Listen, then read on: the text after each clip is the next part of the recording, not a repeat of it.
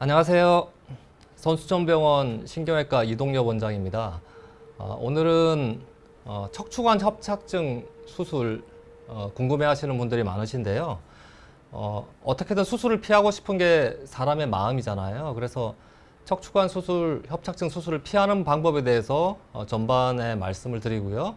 두 번째, 반드시 수술을 해야 되는 경우들이 많이 있습니다. 이럴 때 어떻게 늦지 않게 수술을 잘 받을 것인가에 대해서 간략하게 설명을 드리고 그리고 질문을 받도록 하겠습니다.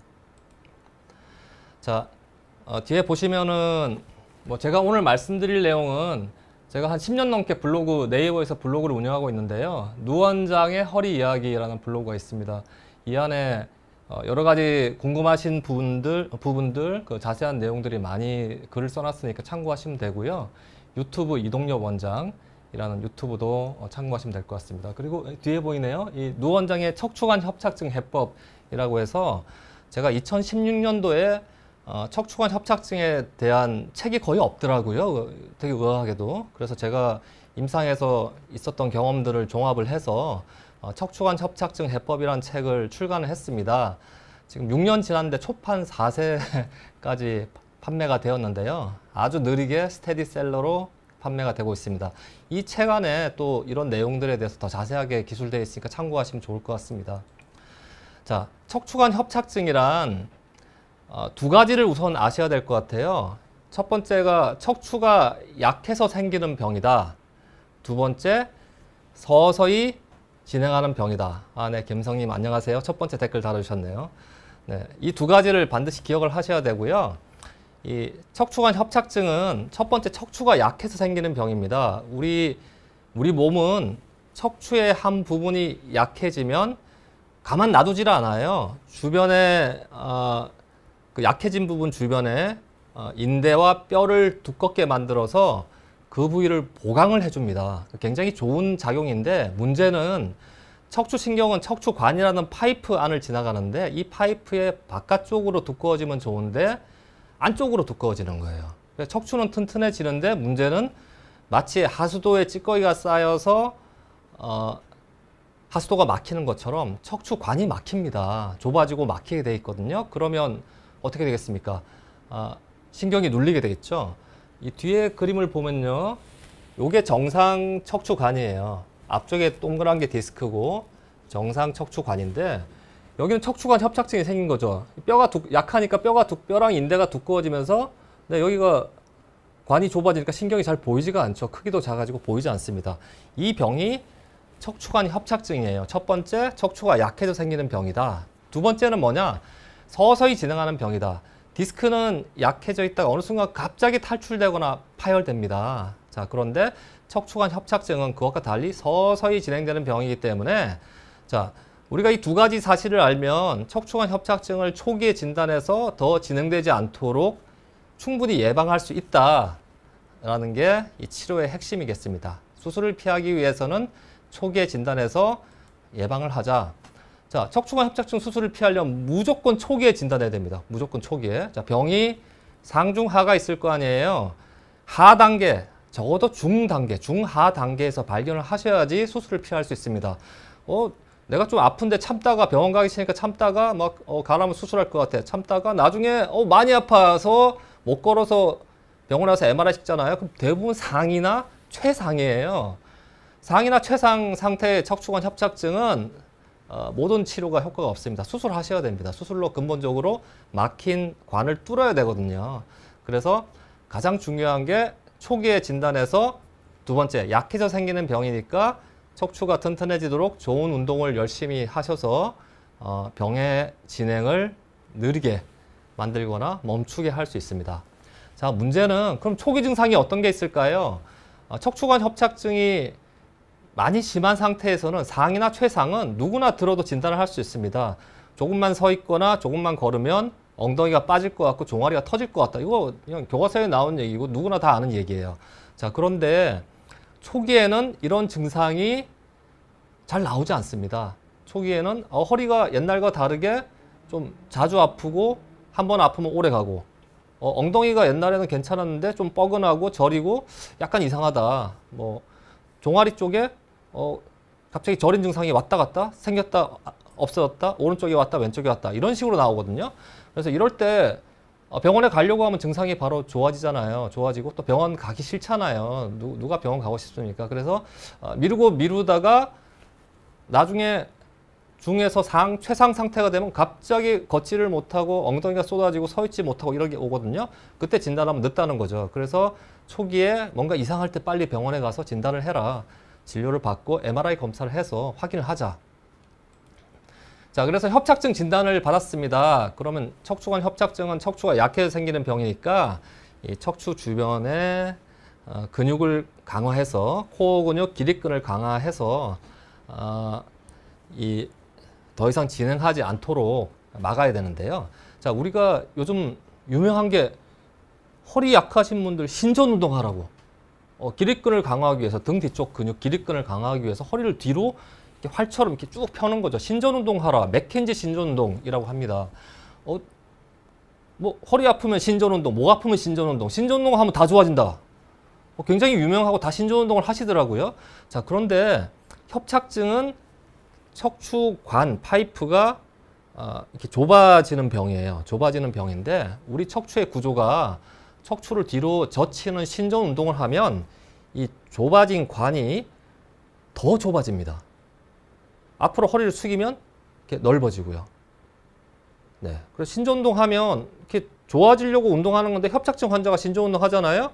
내가 좋아지려고 하는 건데 오히려 신경을 더 막 짓누르게 하고 있어요.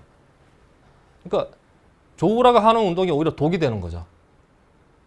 기본적으로 협착증을 진단받으신 환자분들은 이 신전 운동은 가급적 피하시는 게 좋습니다. 자, 두 번째, 또 많이 하는 질문이 그러면 이제 스트레칭 같은 거, 스트레칭을 하면 어떠냐? 허리를 이렇게 앞으로 숙이는 거, 옆으로 꺾고 비틀고 이런 것들, 뭐 크게 해서 굴곡 운동, 앞으로 숙이는 운동이라고 합시다. 근데 이제 척추관 협착증은 척추가 약해서 생기는 병이라고 했잖아요. 그래서 이게 디스크도 같이 약해져 있는 경우가 많아요. 그래서 이 허리를 꺾고 비틀면 디스크에 문제가 생깁니다. 자, 어떤 일이 생기냐?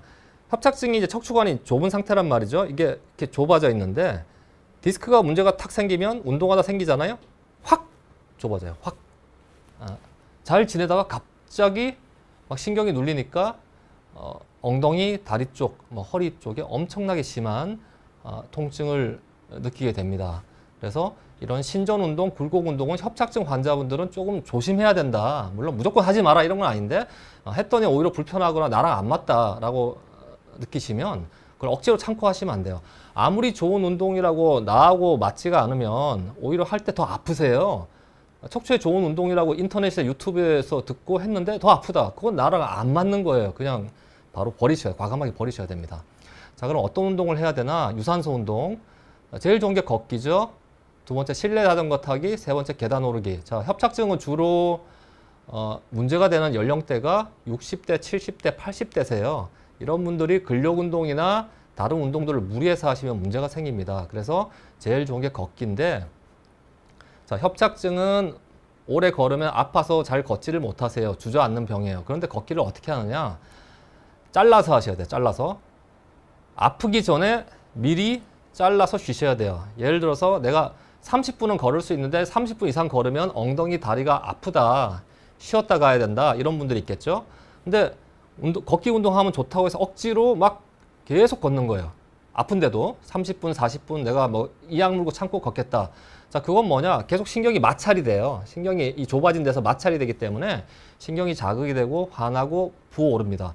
계속 운동한다고 하면서 신경을 억지로 자극을 하고 더 화나게 만들고 부어오르게 만드니까 더 아프겠죠? 수술을 땡기는 그런 상황이 되는 겁니다. 그래서 이런 경우에는 짧게 잘라서 걸으셔야 돼요. 예를 들어서 30분 걸으면 아프다. 그럼 25분 걷고 딱 쉬세요. 아프기 전에 쉬고 또 잠깐 쉬었다 걷고 20분 걸으면 아프다. 15분 걷고 쉬세요.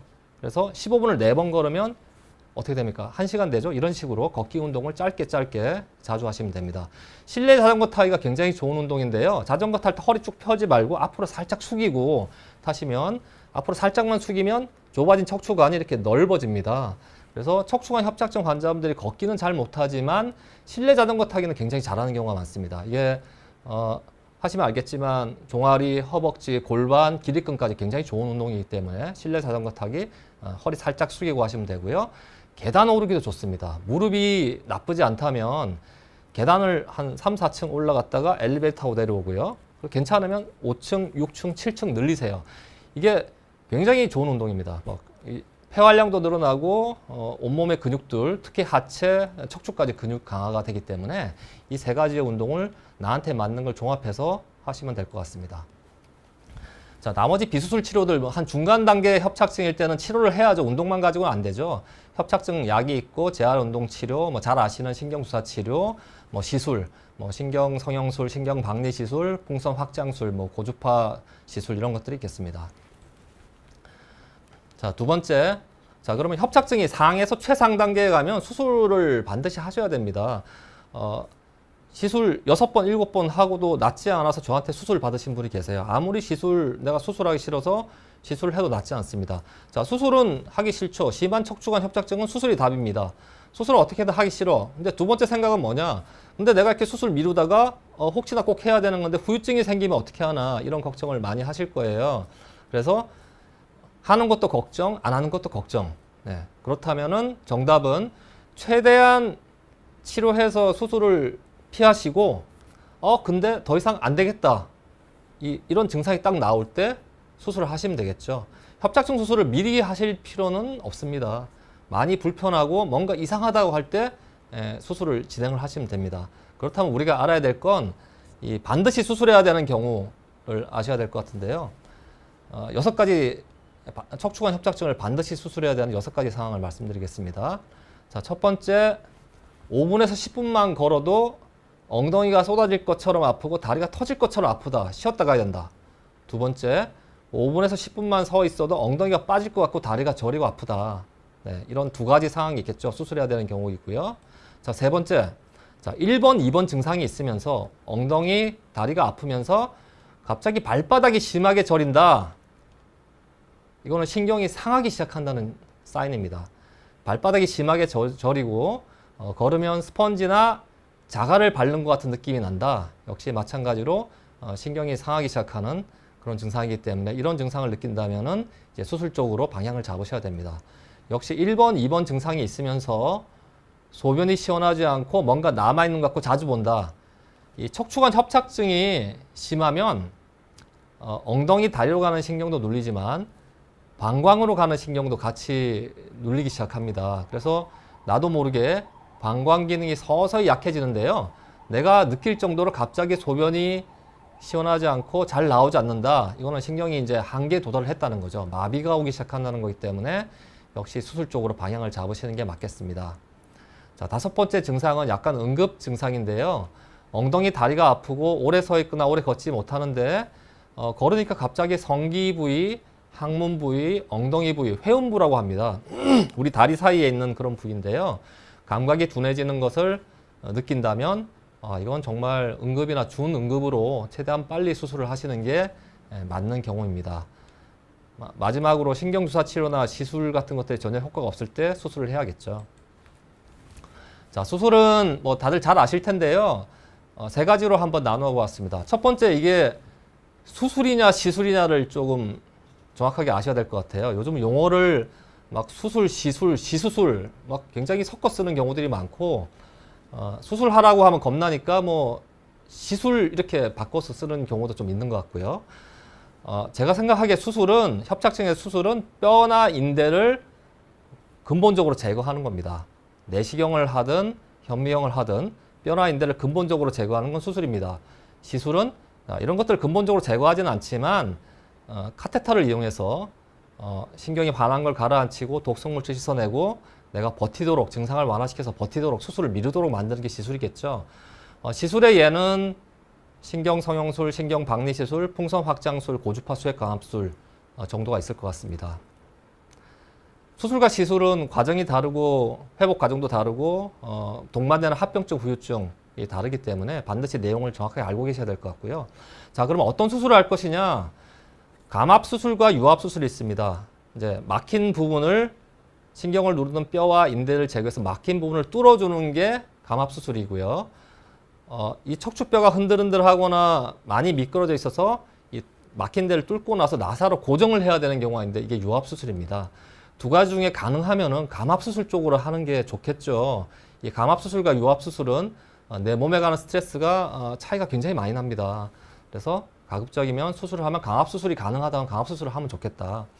감압수술을 할 때 수술 방법이 현미경 수술과 내시경 수술이 있습니다. 과정은 똑같습니다. 안에서 신경 누른 뼈를 제거하고 인대를 제거하는 과정은 똑같은데 조금 더 절개하고 현미경으로 확실하게 보고 하느냐, 아니면 작게 두세 군데 제거하고 작은 내시경을 보느냐, 그 차이가 있겠죠. 수술 전 검사로는 대부분 연령이 많은 분이 하시기 때문에 심장 초음파나 하지 도플러 검사를 해서 다리 혈관이 막혀 있는 경우가 있는지 확인해야 되고요. MR 마이엘로 검사를 같이 하시면 수술에 많이 도움이 됩니다. 자, 협착증이 이렇게 뒤에 보면 심한데요. 이렇게 신경이 거의 보이지 않죠? MR 마이엘로 검사를 하시면 이 하얀 신경이 거의 끊긴 것처럼 까맣게 보이죠? 그래서 이렇게 정확하게 신경이 얼마나 눌렸는지를 알 수 있고요. 그다음에 협착증이 여러 군데 있을 때 뭐 두 군데, 세 군데 다 해야 되는지, 한 군데, 두 군데만 하면 되는지 이런 걸 이제 확인할 수 있는, 정할 수 있는 검사이고요. 협착증이 가운데가 눌리는 중심성 협착증이 있고, 그다음에 이 신경이 나가는 추간공에서 눌리는 협착증이 있는데요. 추간공 협착증이 진단이 굉장히 어렵습니다. 이런 추간공 협착증 진단에 MR 마이엘로 검사가 굉장히 좋습니다. 자, 제가 하는 현미경 신경 감압 수술인데요. 네. 가운데 이 협착이 신경을 누르고 있죠. 작게 구멍을 내고 현미경을 확대해서 아주 특수한 드릴로 신경을 누르는 뼈와 인대를 차근차근 제거합니다. 그렇게 수술을 마치고 나면 신경이 뻥 뚫려서 증상이 좋아지게 되는 게 신경 감압 수술이고, 한 부위 하는데 보통 1시간에서 1시간 반 정도 소요가 되겠습니다. 네, 사례를 간단하게 보면 협착증이 심한 상태에서 엉덩이 다리가 아팠는데 갑자기 소변이 시원하지 않고 마렵지 않은 그런 방광마비 증상이 생겨서 신경 감압 수술을 했던 사례입니다. 수술하고 다 증상이 좋아지셨죠. 네, 이상으로 척추관 협착증 수술 피하는 방법과 잘 받는 방법에 대해서 간단하게 핵심적인 내용만 설명을 해드렸습니다. 더 말씀드릴 내용은 상당히 많은데 제한된 시간 안에 다 말씀드리긴 어렵고요. 척추관 협착증 수술 같은 경우에 저는 스킨 투 스킨으로 수술을 다 합니다. 그래서 처음 절개부터 신경 감압과 나중에 봉합까지 제가 혼자서 수술을 다 진행하고 있으니까 그런 부분에 대해서는 염려하지 않으셔도 될 것 같고요. 제가 수술 시술 경험이 한 7,000여 되기 때문에 대부분 안전하게 후유증 없이 잘 치료해드리고 있습니다. 네, 오늘 일단 강의는 이 정도까지 마무리하겠습니다.